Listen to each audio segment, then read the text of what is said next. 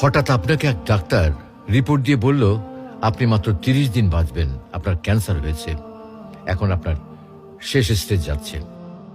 এটা শুধু আপনি জানেন, আপনার পরিবার কিংবা বন্ধু বান্ধবরা কেউ জানে না। এখন এই রিপোর্ট পাওয়ার পরে আপনি বাসায় গেলেন, প্রতিদিনের মতো আজকেও আপনার বাবা আপনাকে বকাঝকা শুরু করলো, তোকে দিয়ে কিচ্ছু হবে না, সারাদিন কোথায় থাকিস তুই, অকাজের ছেলে, ইত্যাদি ইত্যাদি। এই মধ্যবিত্তের বাবার যেমন হয় আর কি।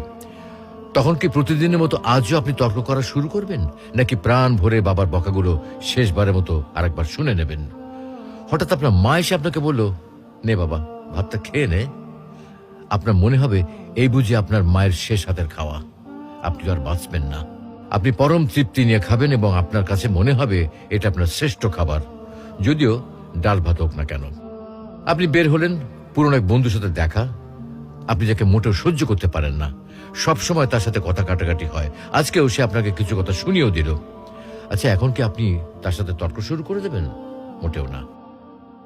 আপনি হয়তো তাকে জড়িয়ে ধরবেন এবং বলবেন, দোস্ত ভালো থাকিস। আচ্ছা জানেন, আমরা এখন মৃত্যুর কথা ভাবতেই চাই না, এ থেকে আমরা পালিয়ে বেড়াতে চাই।